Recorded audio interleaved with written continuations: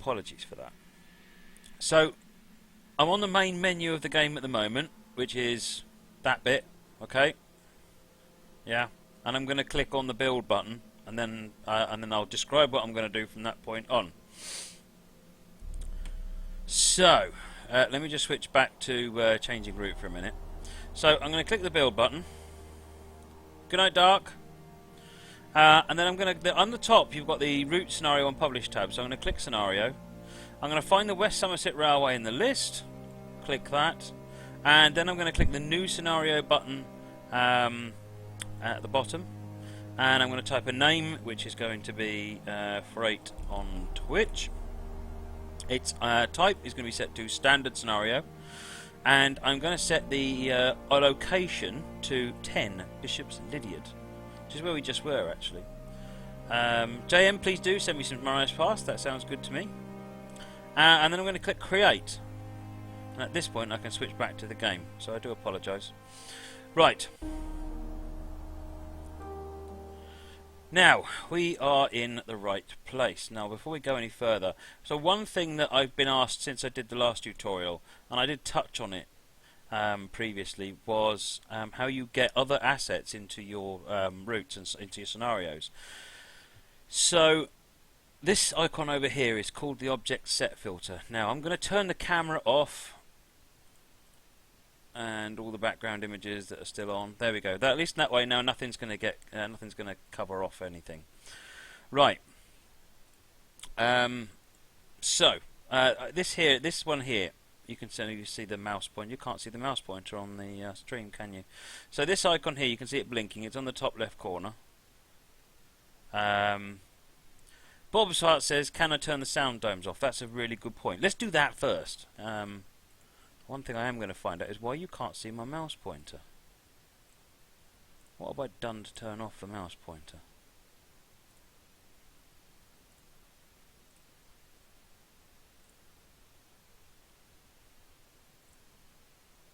Oh, I didn't intentionally turn the mouse pointer off.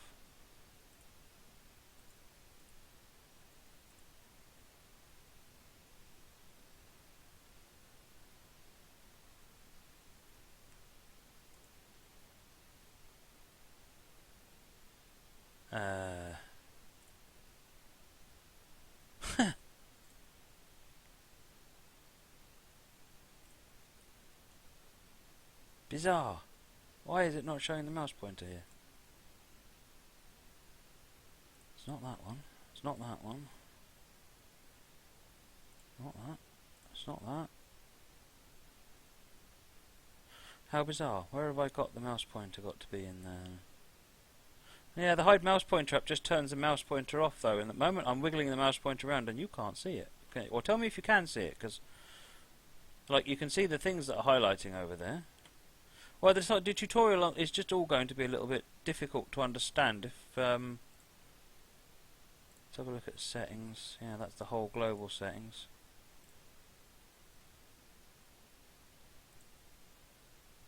I wonder if it's because it's set to downscale.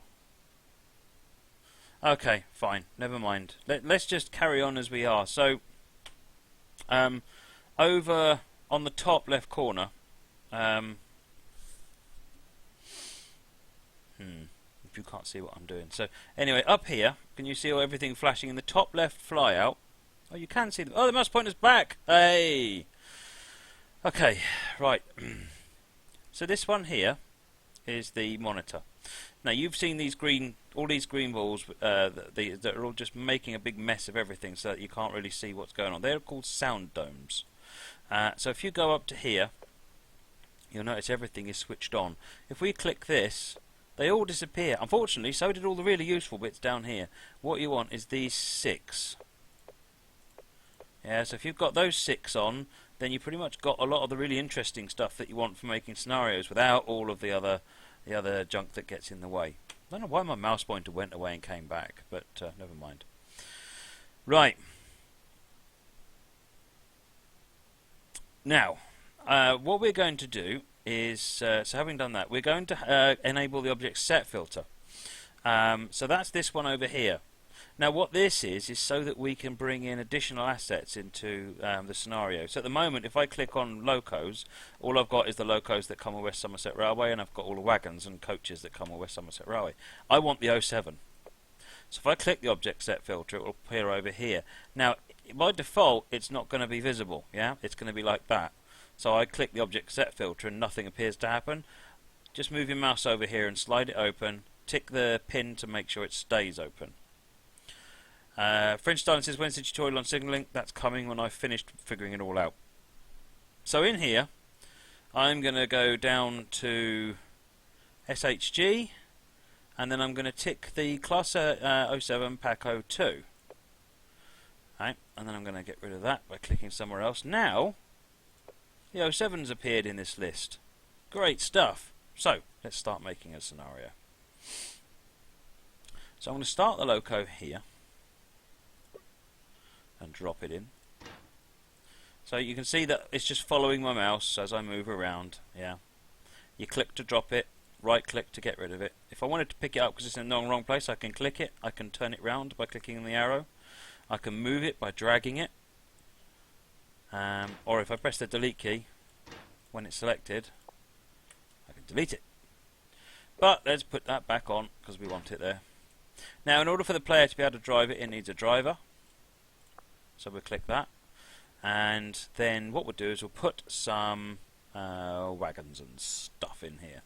So what we're going to look at is the marshal instruction is the main bit, because I already did a freight scenario tutorial, but we didn't cover the marshal instruction, which when I look back at it I was like, that's very odd. That's one of the most important things for freight scenarios, at least as far as I'm concerned. So I'm going to put a couple of, actually I'm trying to remember a scenario I did earlier on just to prepare to have a look at this. I'm going to put a brown wagon in there, and I'm going to put the red one in there. In fact, I'm going to move that a bit further down and move that a bit further down. And I'm going to put a BG here, and let's have one of these new fancy wagons. Let's have PCA 3. We'll put one of those there and one of those there. Right, I'll explain why we're setting these up this way in just a minute. Over here, I'm just clicking on things on the left here, and then going click. If you want to do them so that they couple together, then just, if you notice, it buffers up to it. I can't move it anymore like that. So once it's buffered up to it, if I click it, it will actually couple it up. Yeah. Now, if those coupled up wagons I want to move, I can use this one in the bottom left flyout. If I click that box there, when I click it, it actually selects both of them. So I can move both of them around or put them on different tracks, whatever I want to do. Right. So we've got a player loco down. And we've got a couple of wagons there. And we've got a couple of wagons here. Now, what I want to actually achieve is I want the player to put that wagon, and those two wagons over in the platform. I don't care how they do it. Yeah, that's really what I want to know. I want to get across here is I don't want to give them specifically every instruction that I want them to do. I just want to say, this is where I want you to end up. You figure it out. Right. So now we've set the scene, as it were. Now it's time to program it up. So here's our map of stuff. So the two wagons we want are these ones, plus these two here.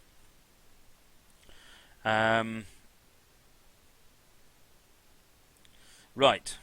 So yes, I'm not really paying too much attention to the chat at the moment because I'm trying to keep my my pace of what I'm trying to do. If you've got questions, then make sure you put at Matt Pedalston in the question. That way they show up. They do show up in a different colour so that I can see them.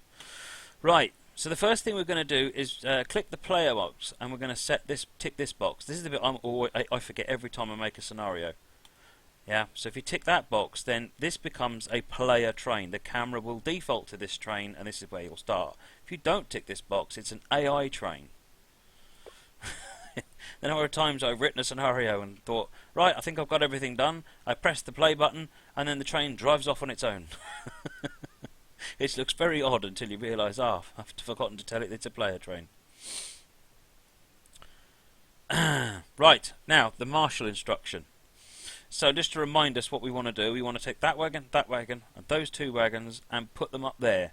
What I don't want to have to do is say to the player train, go here, couple to that, reverse, put forward, put it somewhere else, go and get these ones, put it somewhere else, go and get this, go and get this. I just don't want to have to do all of that. That's going to make writing the scenario really long-winded. So Captain Bob says, what are all those orange cubes on top of the green poles all over the tracks? Let's just have a quick look at that and see what we look at. Orange cubes on... Oh, these things. So this bit is a marker. This is a siding marker, and that's just the where the center point of the marker is. When you can make your own markers here. So I can drop another marker in. So there's one of these things, and I can mark it by dragging, and that creates another marker on the map. If I double click on this, I can name the marker, and then if I go into the map view, you'll see that S siding 1 has actually appeared on the map view. So if you want the player to pick up wagons from somewhere or drop wagons somewhere that's not normal, you can add your own markers into the scenario without affecting the route itself. Kamoli, if you have a group of coupled wagons, can you assign them a consist number? You can give them a couple name in the coupling instruction. I'll show you that in a minute, actually. Right. So let's get back to the timetable view and let's set up the marshal instruction. This is the marshal instruction. So this was couple to the front, this is couple to the rear. Those are the other two common ones you'll use with freight scenarios. But what we're doing today is the marshal instruction. So having added that, right, the basic process for the marshal instruction is list the wagons you want to put and where you want to put them. So what we're going to do is start with the top, which is where you want to put them. So I'm going to tick that, and then I'm going to click there. Come on, you can do it. There we go. So Bishop's Lydiard up platform. Stephen Jam, can you change the speed limit without changing the route speed limit? You certainly can.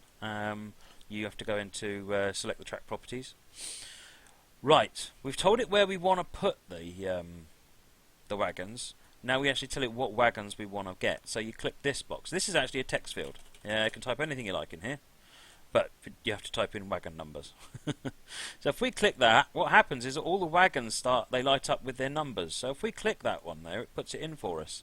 So now if we click that one, it'll put that in. It even separates it for us. Now this one, there's two there. Now imagine there was 100 wagons in here. If I click that, it's going to add that one, and if I click that, it's going to add that one. Now in this really small example, that made a lot of steps, wasn't a problem.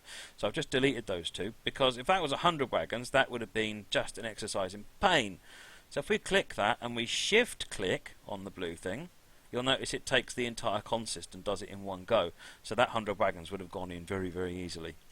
So now what we've said with this instruction is take these wagons and put them into that siding for this instruction to give a tick. That's basically all there is to it. So there's a couple of things you need to remember. One is that the dispatcher has no control over this. That the whole point is that you're giving the instruction to you're giving the control to the player. That means that you must only really put stuff behind manual switches. If you put it behind a computer-controlled switch, then really the computer's going to have to guess when you want to go out there or when you want to go somewhere else. So you're best off using yards for this sort of scenario where you've got lots of manual switches and then put them in there. That's why I didn't put something in this siding, because that's not a manual switch, it's an automatic one. Metro Rail fan asked if this will go on the workshop. I have no idea. Well, let's see how it turns out. Possibly. Right, so what we've got now is some instruction to get these wagons and put them over here. Now, as with any scenario, player service needs a final destination marker, so I'm going to put the final destination marker in. So, now ignore this timings, because honestly you're not going to do this in 3 minutes. It's just completely missing the fact that I've got wagons in the way. In fact, what's happening is this over here is saying, you've got wagons in the way, you can't possibly do this. Ed says, when you do the marshal instruction, can the wagon order be done in any order or a specific order? So if I click back over to here, which one is it? One of these. Operation order. I think it's operation order. Consist order. There it is, consist order. So you've got operation order and consist order. So consist order says this is the exact order that the wagons must be in for this instruction to complete. If that is ticked, then they must be in that order. If that is not ticked, then it just has to be those wagons in any order. Okay, it depends whether that's ticked. If I remember rightly, operation order, this one, is about whether or not you have to do these in specific order or not. To be honest, with a lot of shunting puzzle type ones, I don't have the operation order on particularly. What you do is you'd set up, if you say for example you want to set 3 sidings up with wagons, you'd add 3 marshal instructions, and what that would mean is that if they were to finish siding 2 and then siding 1, what would happen is that siding 1 would finish, siding 2 would finish, but it wouldn't actually tick, and when you get to siding 1 it would tick, it would finish, you'd tick it. Okay, I'll start that again. When you finish siding 1, it would get its tick, and then 2 would immediately tick afterwards. So the player can finish them in any order they like. It just doesn't tick in necessarily the order. So yes, that's how you control whether or not you want that to work or not. Now, someone asked about naming of consists. In the instructions for coupling, uncoupling and marshalling, you can actually give them an instruction. So at the moment it's going to say marshal these wagons to this siding. If I put some wagons in here, then the instruction actually when I run the game is going to say marshal some wagons into Bishop's Lydia Butt platform. In this instance, that's not really a great deal of help because that doesn't tell me what wagons I need to do, so you don't want to do that. But you could say all the tank wagons, yeah? All that tank wagons? I can't type. Yeah, so let's say for example you had a bunch of timings, a bunch of tank wagons dotted around a yard, and all you want them to do is find every tank wagon and put them in this siding, and that's basically what you can do there, and that then makes it a little bit tidier to do. But I'm going to leave that blank for this particular time because there's no commonality really with these. Right. So we've got that done. I think that's probably about enough. So let's put some. That'll do, actually. I mean, I've covered some of the other stuff like putting pop-up message boxes in and other tutorials. Let's just put a pop-up message box in. So we click this one here, which is called trigger instruction. Now, if you want to move these into a different order, you click this tick box and click this up arrow. Yeah, and then if you click this box here again, we can now put a message in here. And we can say collect the wagons and put them in the station platform. So that's got the message in. We've got this marshal instruction, so we should be actually good to go now. So let's give that scenario a quick test and see what happens.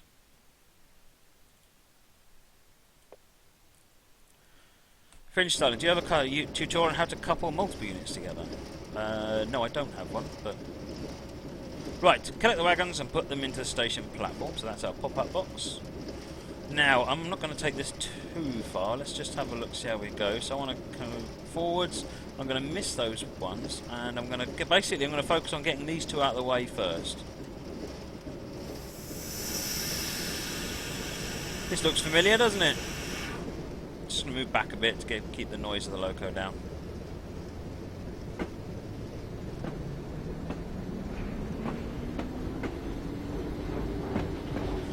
So up here it says marshal these 4 wagons to Bishop's Lydia Duck platform.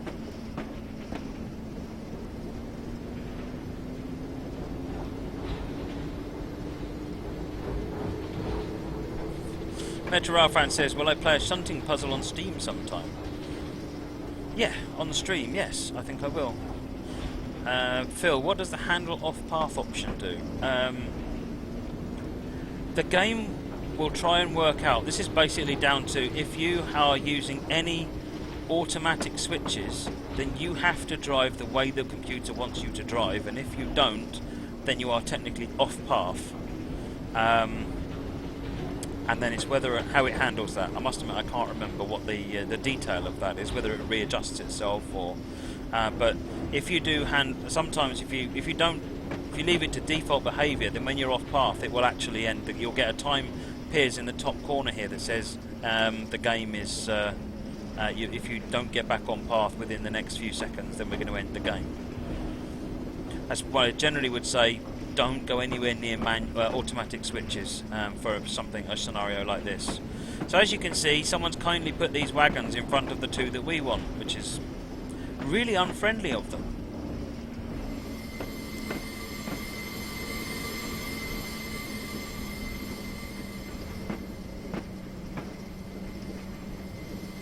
Right.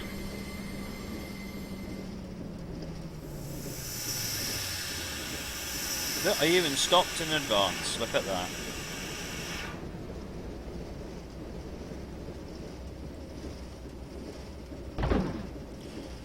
Right. Let's got that one. Now you'll notice we're not getting any kind of instructions for what we're supposed to do here. This really is down to me to decide how I want to solve this particular puzzle.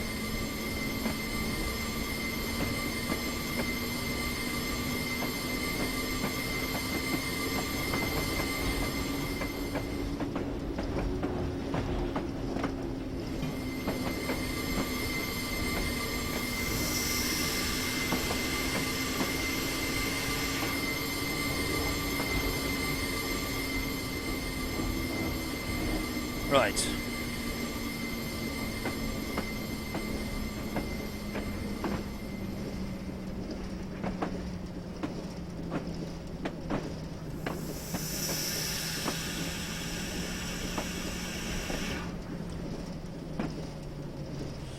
Okay, let's change that point. Now I want to go and get that brake guards wagon and pull that forward.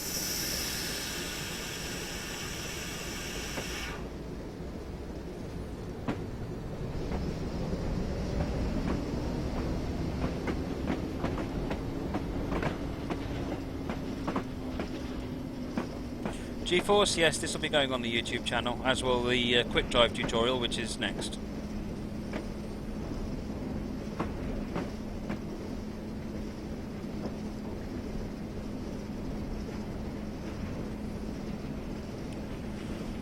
Right, so I'm just going to do one playthrough of this scenario just to prove that it all works.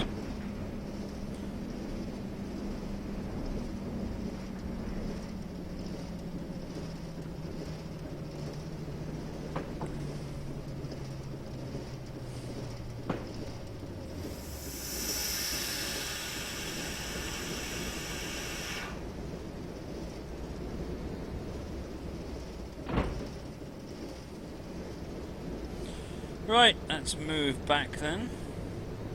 Good night, T-Kink.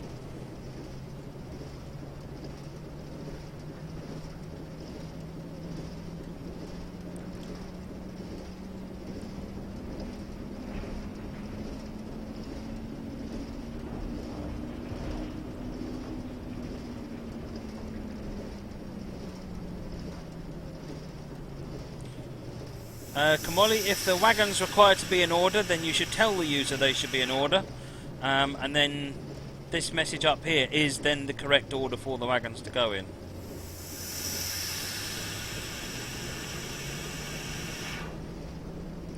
Now I need to be a little bit careful because I've actually put these wagons too close to this point.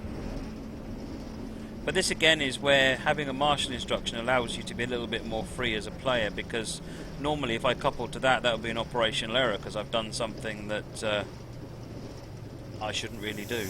Whereas in a marshal, it's completely fine. Metra, so the QD tutorial is about making QDs, defining them, rather than not using them, but defining them. Right, so I'm going to couple up to those and push them out of the way.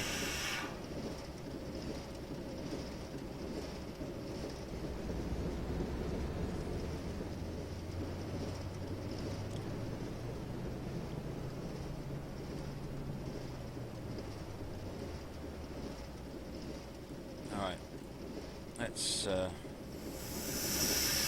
Right, now I'm going to pull back to here.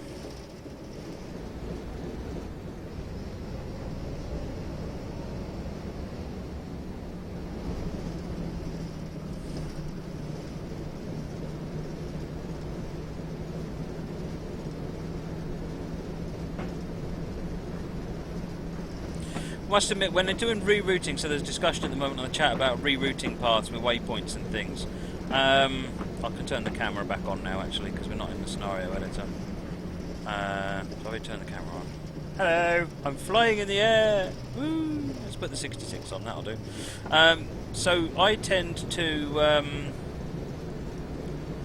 I like the stop ats because they are timed. You can see when the player is going to be there. Whereas if you use lots of flags, then it becomes more difficult to work out when you're going to do interactions with other AI trains. How long is it going to be when you get there? You can also tell if the timings go really weird, if perhaps that's because the computer's decided that it wants to take it a way that you didn't expect it to go, meaning you've set it up wrong. Whereas with the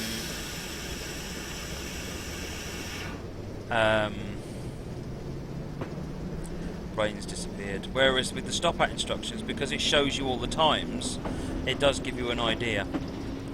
Stop at can be inaccurate for installing, but it's better, still better than not having any idea at all.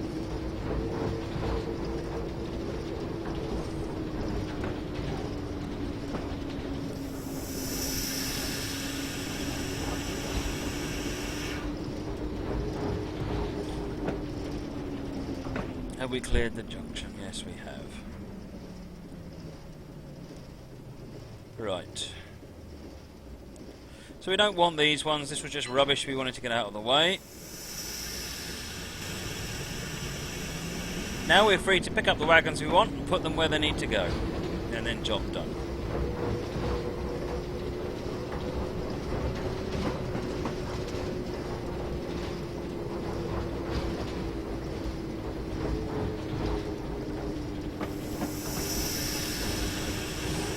Absolutely, Phil. There is more than one way to skin that cat, and you can choose whatever is your preference.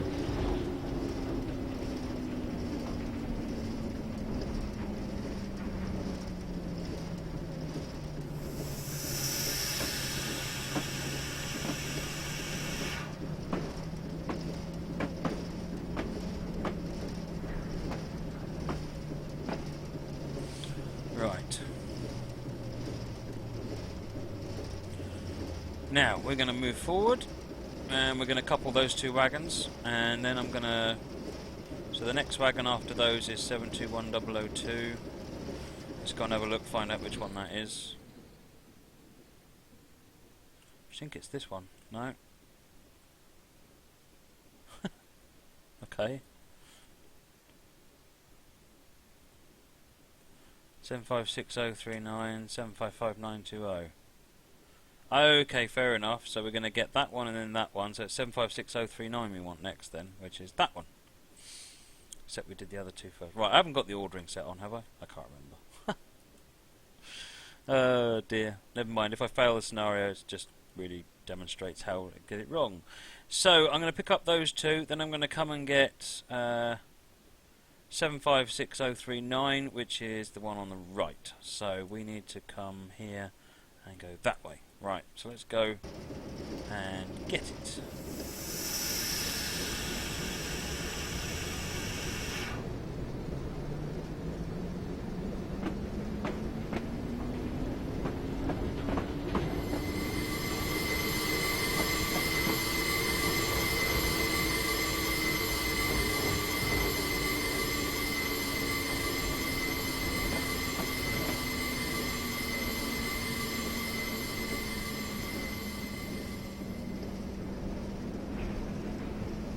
EP232 says, is there any reason you don't like using the loco brake? Mostly because I forget to switch the thing over, to be perfectly honest.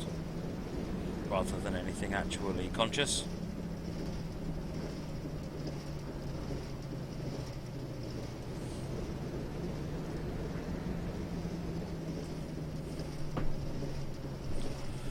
Right.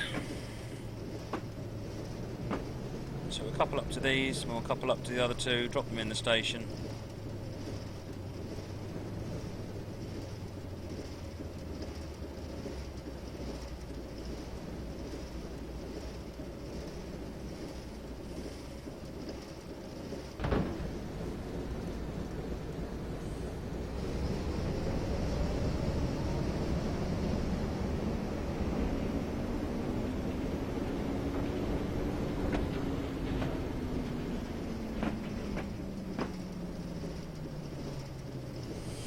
Yeah, I can show you how to do some stuff with the timings in a minute.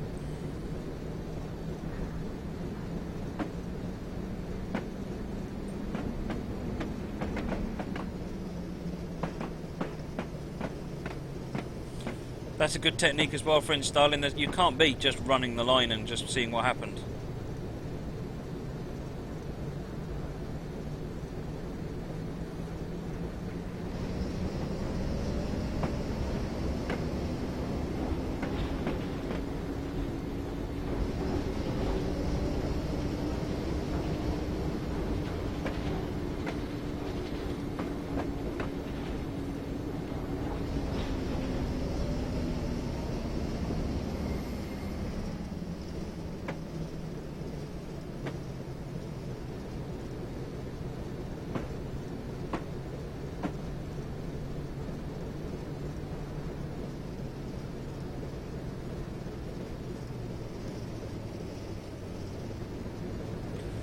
Let's get this wagon.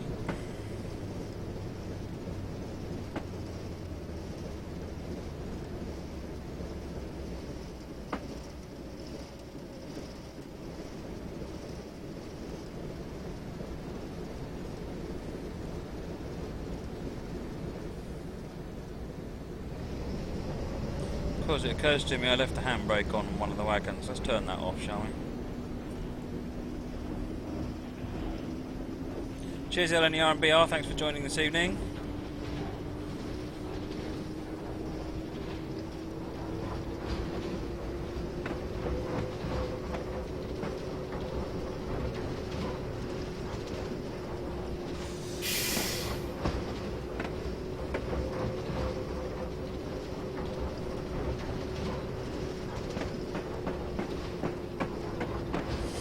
Phil says you're not at Stratford now.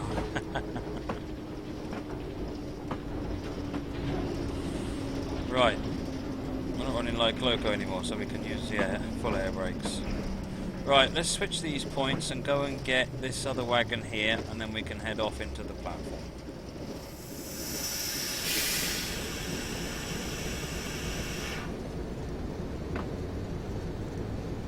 Bam2135, yes, I did see your screenshots, thank you.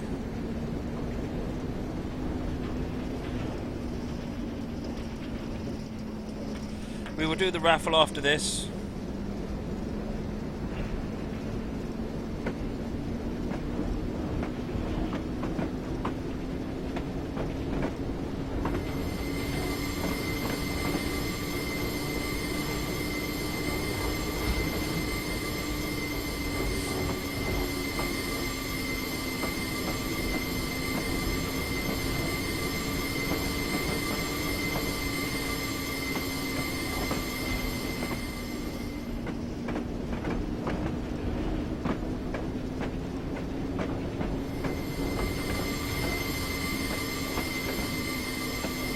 Pick up the last wagon.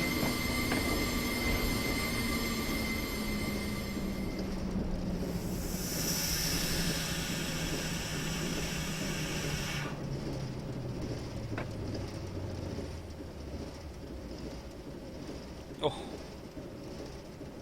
look at that stop.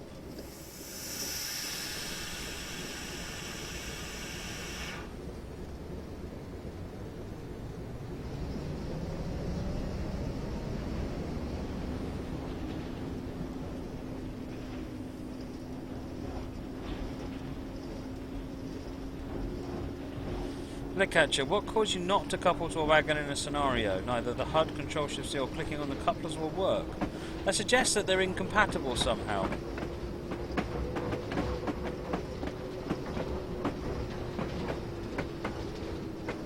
Right, and now we switch that point, and now we can go and drop the wagons off.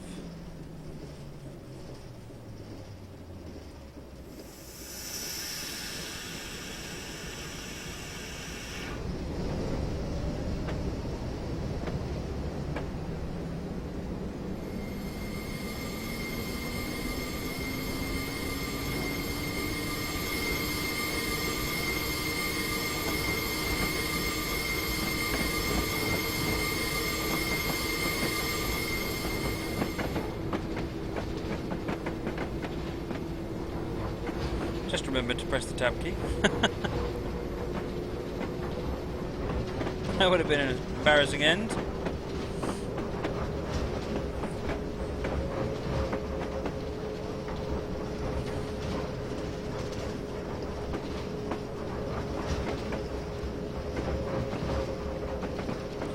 So once we're in the siding, let's get the brakes on and that'll be it.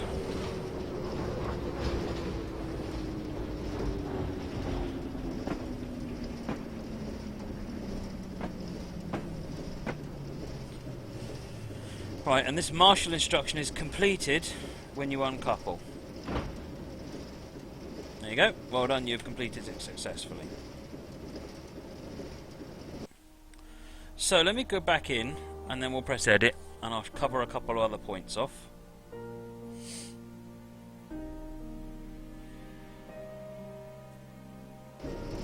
Right, so let us just press Ctrl E and switch to this. And I will turn the camera off again. Ooh, now I'm transparent again. That's better. Right. So, in the scheduling, in the timetable view, so if you want to change the times of something, then if you go into this, you can change how long you're in at the stop here, and you can change the efficiency here. With the marshalling instruction, it's not really relevant. The problem is, unfortunately, it's just not going to calculate this time correctly, so you're just going to have to figure that out. If you're doing something like a go via, so let's say, for example, that having dropped the wagons off here, I now want you to go back to upsiding. No, I want you to come back to... This is where I can put in a custom marker. Yep, let's put in a custom marker. So, at the point that we are at the moment, you're here in this siding here, and you've got the wagons, and you've uncoupled from them, and you're on this side of the wagons. Now, let's say we want you to run round them so you can take them down to the main line. We want you effectively to come across here and cross over here and get past this signal. So, if we put a custom marker in here, so let's make that a destination, and we will put it there. Make it a decent size so that you don't have to be too precise when you're stopping. And this, we're going to call this the reverse for station run around, and put that into both places. The reason, there's a complex reason why there's two of these. The simplest thing I can say is make sure you edit both of them and keep them exactly the same. Because one of them is like an internal representation, one of them is the display. Think of one of these as an ID, one as a display. Just keep them the same. It works out. When would you use which marker? They basically do exactly the same thing as far as the scenario is concerned. I would use a destination marker if I'm routing the train via something, a siding for a siding, a platform for a platform. And these other ones, the spawn points, we're going to cover those in the next tutorial. So, over here now, we now have our new reverse for station run around destination. So, having done this marshal instruction, if we now add this is a stop at instruction, and I'm going to stop at this reverse instruction. So if I click that and do that, right. So now I've got some timings and things in here, which is slightly more interesting. So if we click that again, I can say what's the efficiency and what's my the duration. So I can say make that 40 seconds that I want you to stay at that particular thing. And now this is going to be, these timings are always just automatically calculated, but by adjusting these timings you can push the times out. Copylopper, yes, it's fine to use spaces. I always just use copy paste, but for exactly the two. Phil, if you add custom markers, it used to be the case that you had to restart TS. I believe that is now fixed. But if you find that your markers aren't working properly, then restart a TS, as Phil is doing. Right. So, having done a sort of a go via instruction, so that's sort of added a little bit to it. What else did I want to cover? I made a couple of notes here. So, one thing that I've seen a number of people get wrong when they do coupling instructions is they only list the wagon you're coupling to. So, in the station here at the moment we have 4 wagons. Now, if I was to give the instructions to run all the way round and then come back in again and couple up to the wagons, you might be tempted to say, well, if there's say there's 100 wagons in here, and you're coupling the train up to them, it might be tempting to just say couple up to the one at the end. The problem is that the game at that point will only check that you've got that one wagon. It's specifically noting that. What you'll find then is that things like certain scenarios will fail, even though you've done exactly what you think you should have done, but that's because you picked up more wagons than you actually asked it to. So if you say in the instruction pick up one wagon, that is exactly what it's expecting you to do. If you, when you run it, pick up 100 wagons, it'll happily let you run the scenario, but when you finish, what it does is it does a quick check to see, is everything where I think it should be, and though it is still expecting those 99 wagons to still be back where you left them. So always list every single wagon you are expecting the player to couple up as part of the train. Don't just add the one wagon that you're actually physically connecting to. So it's add these wagons to your train rather than couple to this wagon.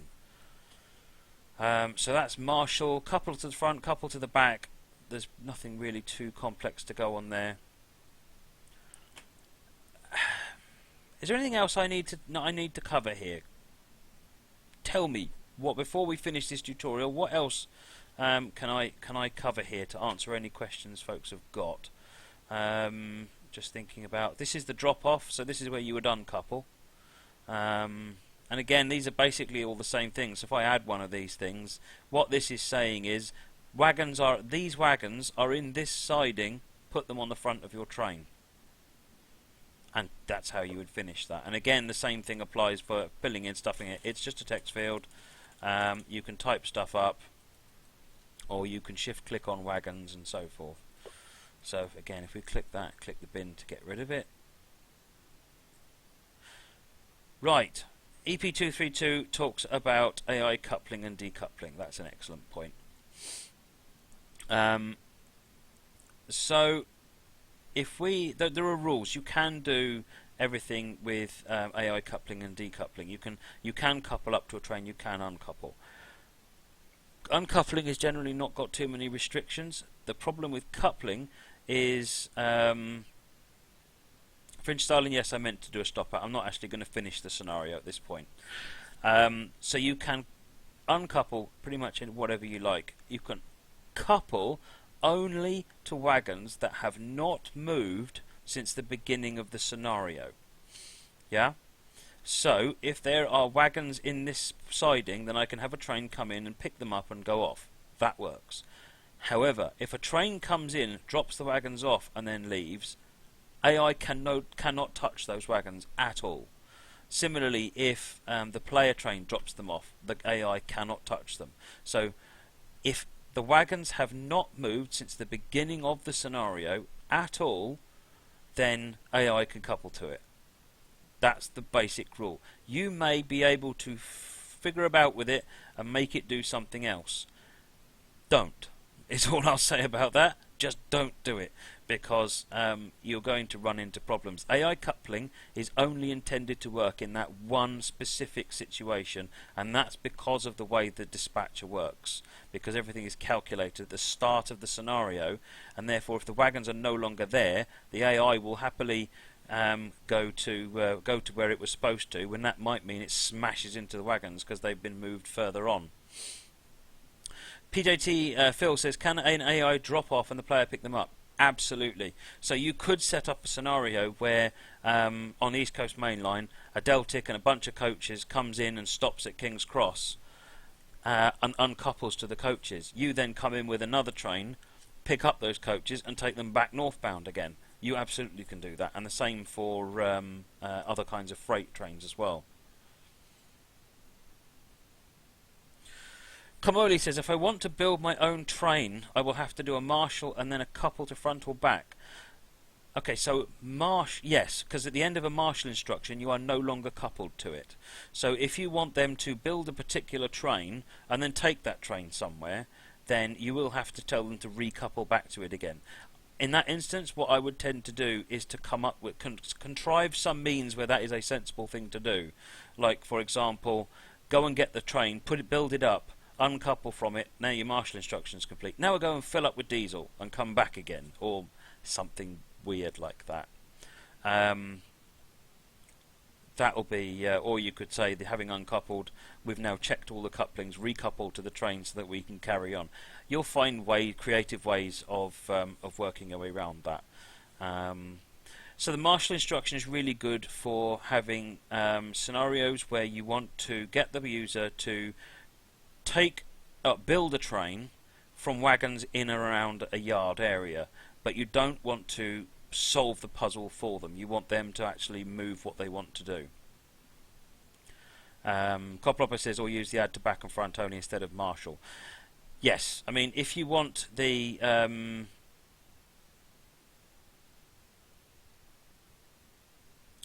if you want to actually manually give them, so if you've got a complex yard and you've made a bit of a mess and you want them to solve this thing which is going to involve lots of backwards and forwards, then you don't want to use add to back and front instead of marshal. You want to use the marshal instruction, because otherwise, if the goal of the thing is to actually make them have to solve this puzzle, then if you use add to front, add to back, then you're going to solve the puzzle for them, and then it's just following instructions, which is not bad, but marshal instruction gives that extra element that now the player has to figure out the right way of doing it.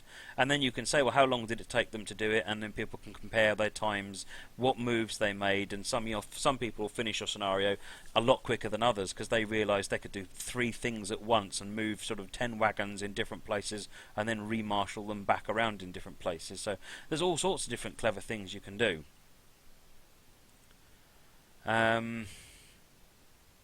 What else have we got?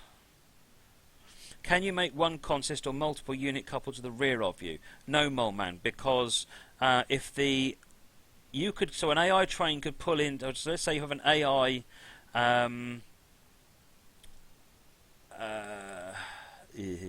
If you have an AI train EMU which pulls into a platform, you could pull into the back of it, couple up to it, and then you could then take that combined unit on. I think that would work fine. The other way round, where if you pull into a platform and an AI train wants to couple to you, you've violated that rule about an AI train can only couple to something which has not moved since the beginning of the scenario. You moved, and therefore an AI train can no longer couple to you. If it is actually at the beginning of the scenario and you have not moved, it might work. I'm not sure whether that's worth bothering with, but it might work. So I generally would say that an AI train coupling to a player train is asking for trouble, personally. So AI coupling is something I would use sparingly, and yeah, just be gentle. Basically, it's a pretty fragile thing, and if you use it only in the case that it specifically works, it works pretty much 100% reliably. If you try and vary it and try and do other things with it, then you're in for a world of pain, to be perfectly honest, so don't do it. I think that's it, really. And rejoice if it works, says Bob of Hearts. I'm just looking through the instructions here. I don't think there's anything else.